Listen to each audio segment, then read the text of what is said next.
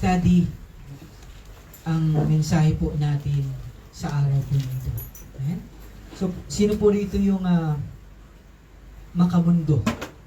Sino dito po yung makamundo? Lahat po tayo. Dati. Amen? One time in our life, we are a worldly people. Amen po ba? No? Pero nung tayo po ay naging Kristiyano na, nakakilala na po tayo, God wants us now to be separate from the world. Ito po yung sinasabi ng ating passage. Kasi po the Bible said that we are in the world, but not of the world. Andito daw po tayo sa mundo, yung presensya natin ay nandito daw po. Pero, hindi na daw po tayo dapat nakikiayon sa ginagawa ng mundo. Hindi na daw po dapat tayo sumasali sa kung ano po yung ginagawa ng isang taong makamundo. Ito po yung sabi ng ating Panginoon. Kasi po, every day, God is working in our lives. Amen? The moment na nakakilala tayo sa Panginoon, nag-umpisa na ang ginagawa ng Diyos sa buhay natin. Kaya nga po sabi sa Bible that He who began a good work in you, tapat po ang Panginoon, natatapusin niya ang kanyang inumpisahan. Kaya nga, yung hila daw po dapat natin, hindi na yung hila ng mundo. May bagong hila na sa atin ngayon. Ano na daw po yung hila? Hila na daw po papunta doon sa kung ano yung kalooban ng Diyos. Kaya nga everyday, hinihila na tayo na sumunod kung ano yung God's will. Ito po yung sinasabi sa ating passage. But the question is, ito na po ba tayo ngayon? Na yung leanings natin ay leanings towards God na. Na God wants us to be more closer to Him, na ang focus daw po natin is to be more and more of God. Dapat ito na po tayo. Kaya nga po, kailangan as a Christian, maging maingat daw po tayo sa worldly distractions. We have to guard ourselves against worldly distractions. Kasi kapag hindi daw po tayo maingat, hindi natin binabantayan yung ating mga sarili, parang yung pagiging Kristiyano mo, nagiging palamuti na lang. Parang ginagawa mo na lang, nilalagay mo na lang na basta every Sunday, andito ako, Kristiyano ako, but the rest of the world, the rest of the week ay mukha tayong makamundo. Nakukuha po ba natin? No? Napapalitan po ng makamundong gawain. Nawawala na yung pagiging Kristiyano mo. Lumabas ka lang ng church ay hindi na Kristiyano. Nawala na yung identity daw po natin. Kasi tignan niyo po ito, no? Napakahalaga ng ating mensahe sa umaga na ito. Napaka-importante po. Kasi if we claim to know Christ, sino rito yung nakakilala na sa ating Panginoon? Lahat tayo, di po ba? So we are claiming that we know Christ. Sinasabi po natin, kilala natin si Kristo. Then, ang buhay po dapat natin ay malayo na doon sa dati nating ginagawa. Are you listening to this? Huh? Kasi kapag parang nasa mundo pa rin daw po, kung ano yung buhay mo noon, ay katulad pa rin ang buhay mo ngayon, then according to the Bible, it's dangerous. It says that we are not Christian. Hello? Kasi tingnan nyo po, no? Yung passage natin agad, ang sabi po doon, do not love the world or the things in the world. If anyone loves the world, the love of the Father is not in him.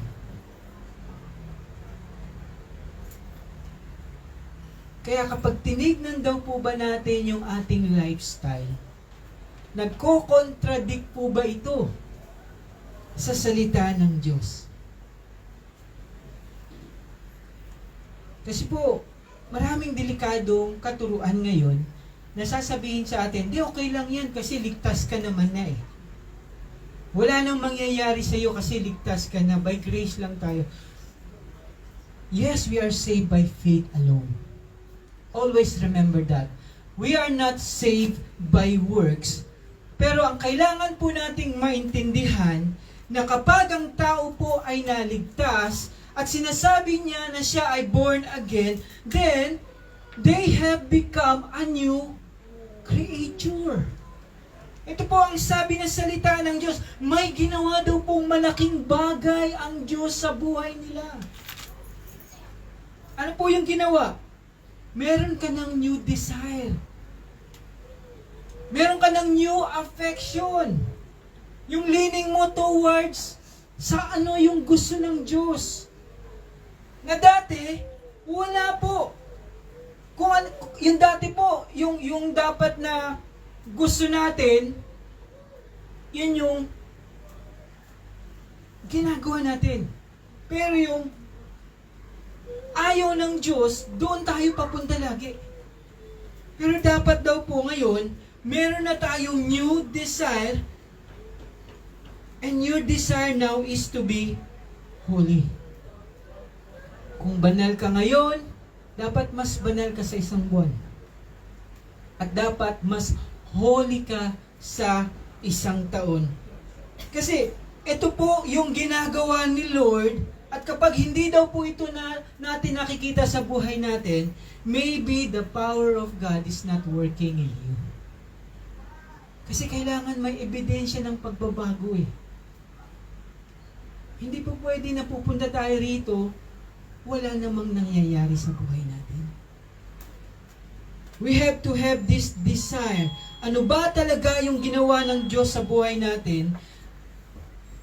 Yung desire natin to be holy, and then yung desire natin not to be worldly anymore. Kasi kapag hindi daw po, baka hindi ka pa rin na-regenerate. Baka hindi ka pa rin new creature. Kasi kung titignan po natin, masarap po sa mundo. Amen po ba? If we are to listen to our sinful nature. Yes, we can listen to our sinful nature. Kasi habang nasa lupa pa tayo, meron pa rin pong hila ng kasalanan sa ating mga katawan. Ito po yung sinasabi dito, meron pa rin po tayong sinful nature, hindi pa po ito naalis. Kaya nga natutokso pa tayo ng makamundong bagay. Ano po sabi ni Paul? Sabi po ni Paul, the things I want to do, I do not do. But the things I don't want to do, I do. Kaya nga, what a wretched man I am. Ito po ang sabi ni Paul. That's why, as we have said before, one time, we are worldly. Naranasan na po natin ang makamundong pamumuhay. Naranasan na po natin yung magsalita ng makamundo. Sino rito kapag inaaway siya, ay nangaaway siya. Diba? Ganito tayo dati eh. Masakit tayong magsalita. Amen po ba? Dati kung magdamit tayo, ay parang hindi naman damit. Kinulang. Kasi gusto natin yung standard ng mundo. Gusto nating makibagay, makiayon. Gusto po natin yung respect ng mundo. Sabi ko nga po sa inyo, di ba, nakwento ko na sa inyo, dati nga po may hikaw pa ako. Kasi yun yung trend noon. Di po ba? Yung thinking natin makamundo, but the question is, ngayong born again ka na, eto ka pa rin ba ngayon? Hello? Huh? Hinahanap pa rin daw po ba natin ito? O ganito pa rin ba yung buhay mo? O nakikita mo na binago ka na ng Diyos, tapos araw-araw binabago ka niya? Ito po ba yung nakikita natin sa ating mga sarili? Kasi kung wala daw po tayong pagbabago, walang binago sa iyo ang Diyos, then kailangan daw po tayong matakot. Kasi ang sabi sa passage, because the love of the Father is still not in you. Is God transforming your life? Nakikita po ba natin yung ginawa niyang pagbabago? Kung dati mahilig kang manira ng tao, ngayong Kristiyano ka na, naninira ka pa rin ba o taga-buo ka na? Taga-buo. Di po ba? Dati, tuwan-tuwa ka pag kami nagkakagalit-galit, nagkakasiraan, para bang masaya ka. Pero ngayon, nalulungkot ka na, gusto mo silang pagbatiin na.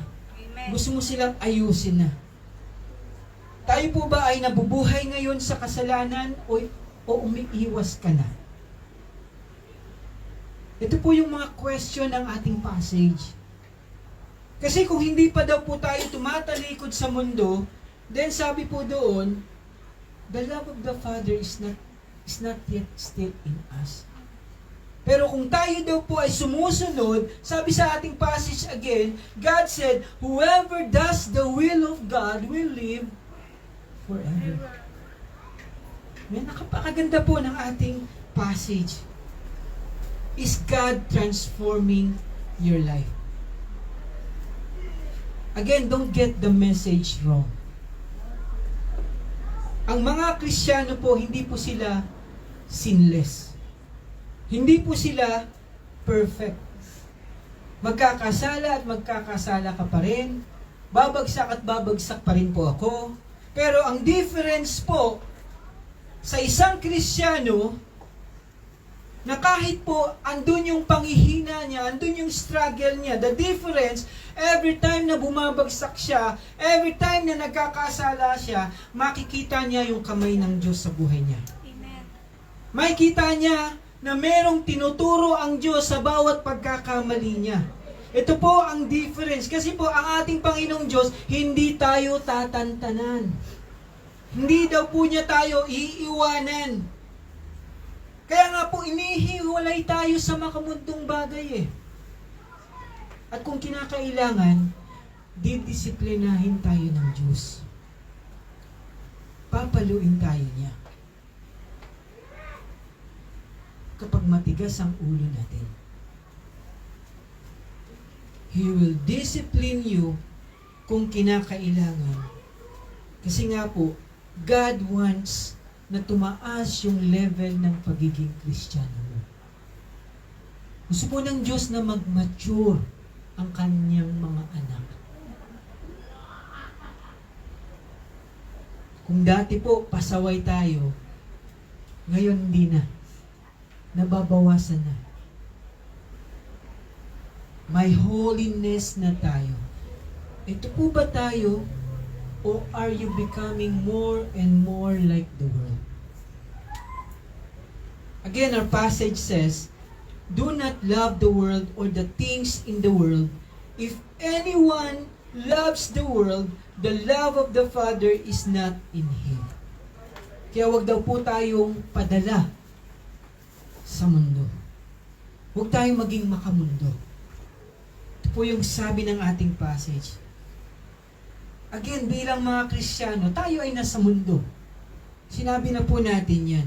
Hindi po tayo immune sa ginagalawan natin. Kaya nga ang sabi ni Paul, binubugbog daw po niya yung kanyang sarili. Sabi po sa 1 Corinthians 9:27, I'm beating my body. No, sabi po doon, no, I strike a blow to my body and make it my slave so that after I have preached to others, na sinasabi ko na dapat ganito ka bilang Kristiyano, I'm preaching to others, ito ang salita ng Diyos, pero dapat tignan ko din daw yung sarili ko. Baka mamaya, ako din, ganun din, nagiging makamundo din. So I'm beating my body para if I have preached to others, I myself will not be disqualified for the prize. So sabi ni Paul, dinidisiplina ko yung sarili ko kasi alam ko yung tawag ng laman. Kapag natukso ako rito, anytime, pwede akong bumagsak. And our passage ay mayroon pong warning. Binigyan tayo ng warning. Sabi daw, meron daw 3 bagay na pwede daw po magpabagsak sa atin. Ano pong 3 bagay na to? Tignan niyo po sa verse 16.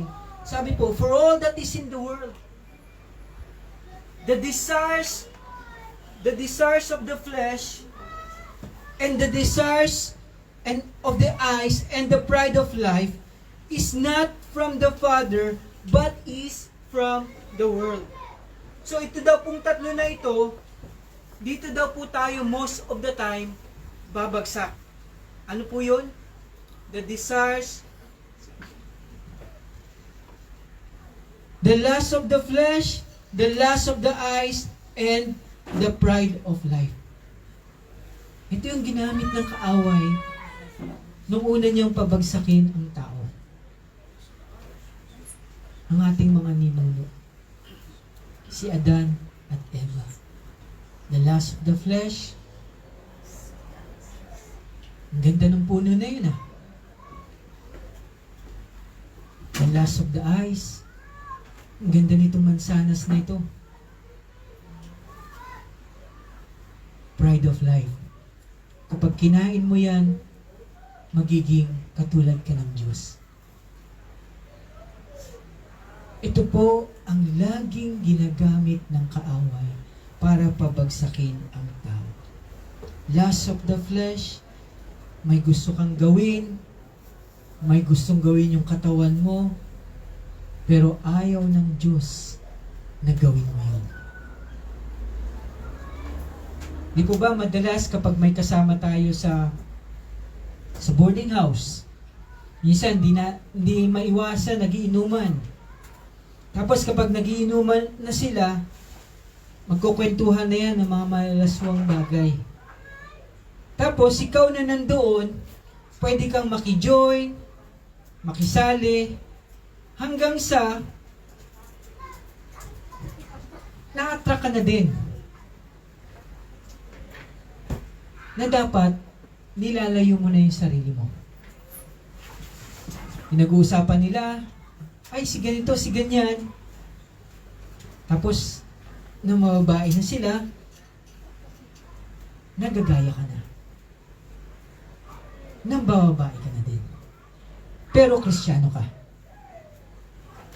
Nakuha po ba natin? Kaya nga dapat as a Christian, dapat maingat tayo. Kasi kung hindi daw tayo maingat, totoo po ito, madadala ka na din. Matutokso ka na din. Kung ano po yung ginagawa nila, gagawin mo na rin. Sabi ko nga, kung sila'y nang bababae, magbababae ka na din. Tara sa pakapyo, nagsusugal ka na din. Sayang, isang number na lang.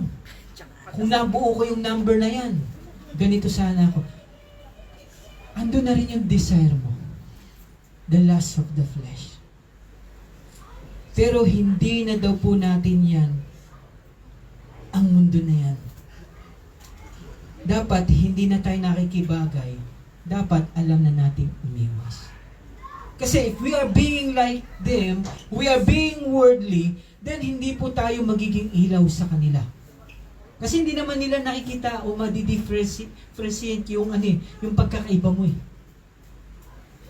Nakuha po ba natin? Tayo po ang ilaw ng ating mga kaibigan. Tayo ang tagapagdala kung sino yung nagbago sa buhay natin. Kaya nga ito po yung reason kung bakit daw po gusto ng Diyos na i-separate tayo sa mundo. Ano pa po, no? The lust of the eyes. May mga bagay na gusto ng mga mata natin, pero alam natin kapag nakuha natin yun, may hirapan tayo. Gusto mong kunin yun pero hindi pa time. Mahirapan ka dyan. Baka mabaon ka dyan. Hindi, kailangan kong bilhin ito eh. Pero nung binili mo, nagsisi ka. Kasi hindi mo naman pala kailangan. Gustong gusto mo lang. Pero nung nasa iyo na, hindi pala makakatulong sa'yo. Gusto mo lang makisabay kasi kaya ni Juan, kaya mo rin. Kaya nga minsan ito po yung nakakapagbigay sa atin ng pride of life. We want to elevate ourselves. Dapat ang tingin nila sa akin, ganito na ako. To the point na very busy ka na para ma-maintain yung status mo. Kailangan magsipag ako, pero nawawalan ka na ng oras sa ating Panginoon. Kailangan, Pastor, kumita ako ng kumita eh. Nagiging idols mo na tuloy yung kabuhayan mo. Pride of life. Sa pag-uwi ko, titingalain nila ako. Hindi po. Pag wala ang Diyos sa buhay natin, ang mundo natin guguho.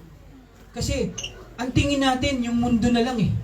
Nakita niyo po, yung nangyayari sa kapaligiran, kahit na ilang taon mong pinaghirapan, pwedeng mawala yan sa isang saglit lang.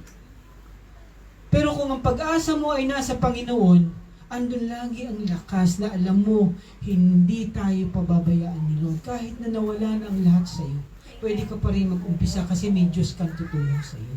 Amen. Po ba? Ito po yung pride of life.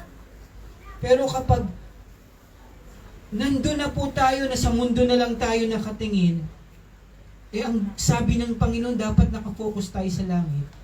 Kapag nawala lahat ng nasa mundo mo, mawawalan ka na rin ng gana. Na-distract na po tayo ng worldliness. And again, when worldly people look at you, parang wala naman daw po silang nakikitang pagkakaiba. Kaya nga po, wag po tayong pahubog sa mundo. Kapag may pumapasok na hindi maganda sa isipan natin, isuko daw po natin agad ito sa Panginoon. We have to renew our mind. Paano, Pastor? Sabi po doon, by reading God's Word. Po ba kanina yung ating tisom, pinakita yung kahalagahan ng salita ng Diyos. Sino po rito yung again, paulit-ulit kong nire-remind, meron kayong quality time na kayo lang at ang Diyos. Lord, I want to read your word. I want to spend time 5 minutes, 10 minutes, 15 minutes. Nasa sa inyo po kung gaano katagal yan. But it's you and God alone. Meron kang quality time. Kasi po kapag may regular devotion po tayo, unti-unti ngayong mababago ang pananaw.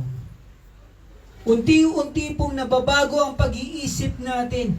Kung dati masama ka mag-isip, ngayon papalitan po ito ng ating Panginoon. Kasi po alam natin by nature talaga, totoo naman, makasalanan pa rin tayo. Ito yung nature natin eh. Lahat ng laman ng isip natin patungkol sa paggawa ng kasalanan. Again, lagi nating sinasabi, gusto mong bumait, pero hindi mo naman talaga magawa. Kasi this is sinful nature. Kaya nga, ang sabi ng Panginoon, renew your mind. Magbasa ka ng salita ng Panginoon. At kapag lagi po natin ginagawa ito, nagde-devotion tayo, tignan niyo po, malaking pagbabago ang mangyayari sa atin. Yung bibig nga lang natin, by default, marumi. Diba? Pero nung nakakilala tayo sa ating Panginoon, tingnan niyo po, when we read God's Word, unti-unti mong nadidiscover, ito pala ang gusto ni Lord. Ito pala ang dapat kong ipamuhay na ngayon. Ito pala yung ayaw niya. You see, God is transforming your mind. Nakikita niyo po, no? Nung hindi pa tayo nakakilala sa Diyos, tingnan niyo po, Sino rito yung nakaka-relate nung hindi pa niya kilala ang Diyos, ang dami niyang ginagawang mali.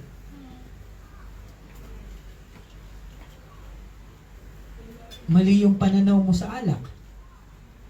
Okay lang yan. Diba? Sino rito yung laging araw-araw lasing?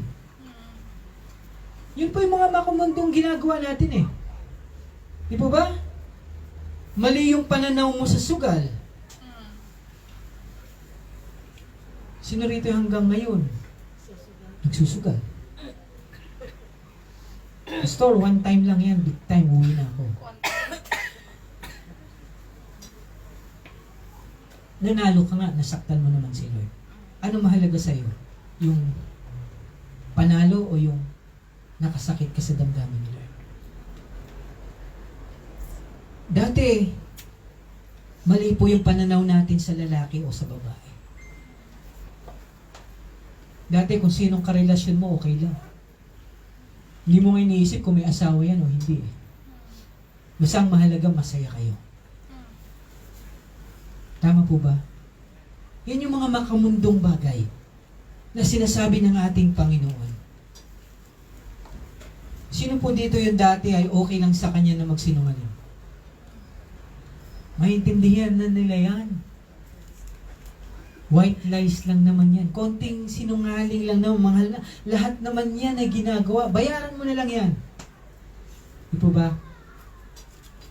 And then kapag nakita natin na nagbabasa tayo ng Bible, naunawaan natin kung ano yung kalooban ni Lord. Pero dati, kapag may nakikita ka nagbabasa ng Bible, pinagbabawalan mo. Hoy, huwag kang magbasa ng Bible, masisira ulo mo. Diba? Ito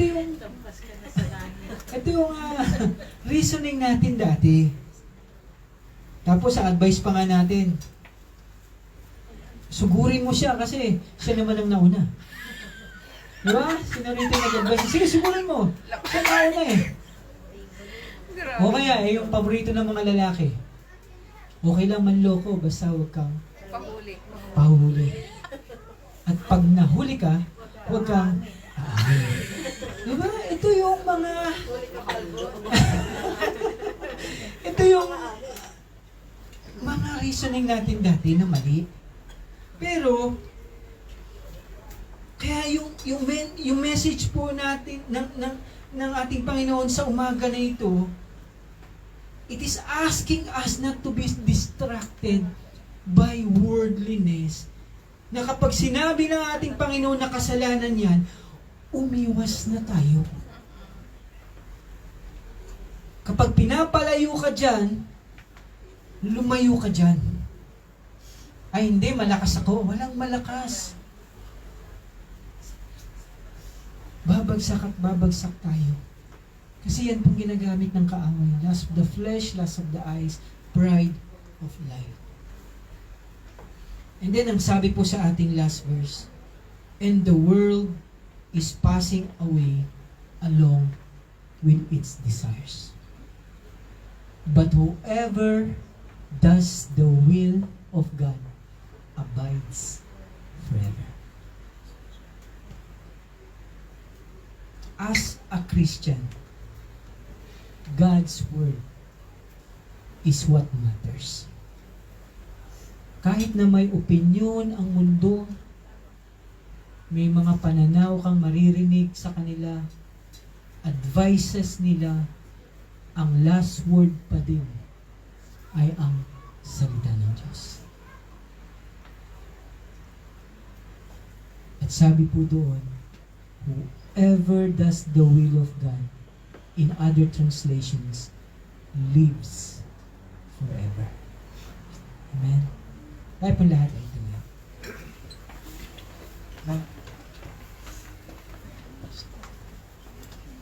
I pray na na-encourage po tayo ng message.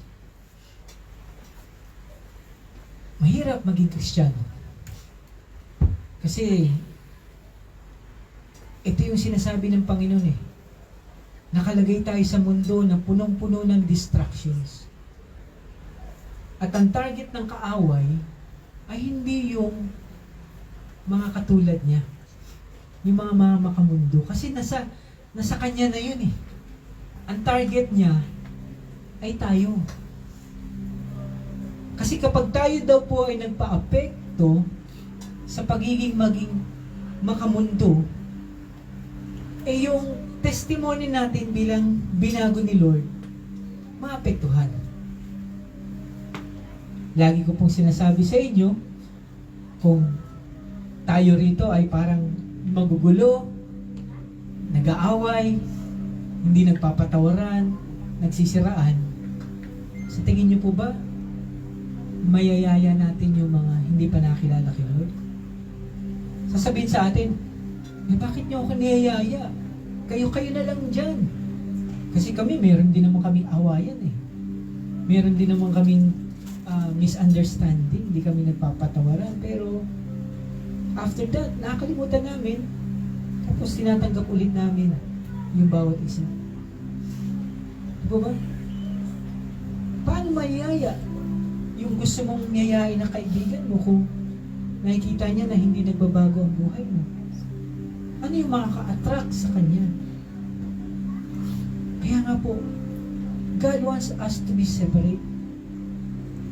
Kasi tayo lahat, sabi doon, will live forever. Ang destination mo ay nasa langit na. E paano naman po yung mga mahal natin sa buhay na hindi pa nakakilala? Kaya nga tayo yung gagamitin ni Lord. Tayo yung magiging buhay ng patotoo.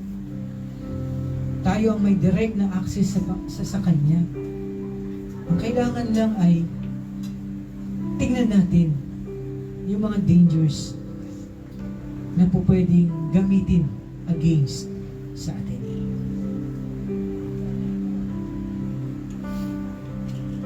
Let us pray.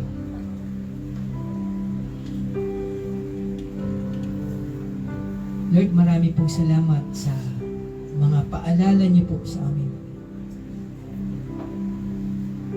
na hindi po pwede na walang makitang pagbabago sa buhay namin. The evidence that we are truly saved and know you is kung ano po ba yung bunga na nilalabas namin sa aming mga buhay. Ito po ba ay bunga ng pagsunod sa kalooban niyo po sa amin araw-araw? Lord, ayaw po naming mangyari na dahil sa katigasan ng mga ulo namin, na lagi niyo po kaming pinapaalalahanan pero matigas pa rin, Panginoon, mapapalo niyo na po kami.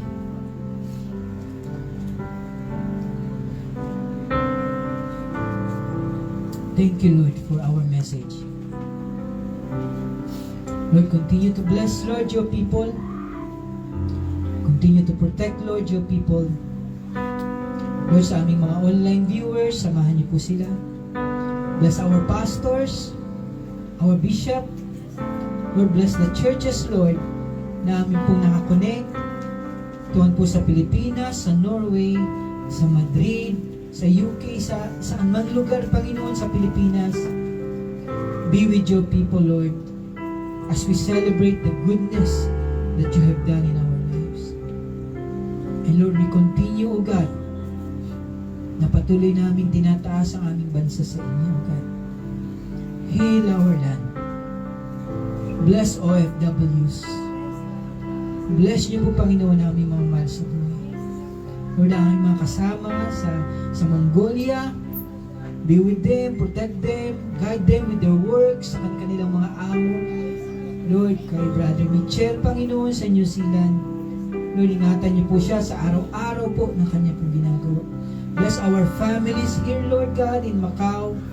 Lord, yung aming mga amo, maging daluyan po sila ng pagpapala. Kami rin po maging daluyan ng pagpapala sa kanila.